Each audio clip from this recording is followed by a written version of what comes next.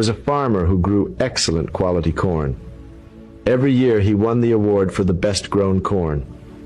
One year a newspaper reporter interviewed him and learned something interesting about how he grew it. The reporter discovered that the farmer shared his seed corn with his neighbors. "How can you afford to share your best seed corn with your neighbors when they are entering corn in competition with yours each year?" the reporter asked. "Why, sir," said the farmer, "didn't you know? The wind picks up pollen from the ripening corn and swirls it from field to field. If my neighbors grow inferior corn, cross-pollination will steadily degrade the quality of my corn. If I am to grow good corn, I must help my neighbors grow good corn." So is with our lives.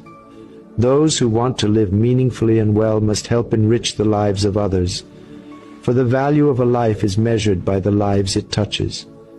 And those who choose to be happy must help others find happiness, for the welfare of each is bound up with the welfare of all.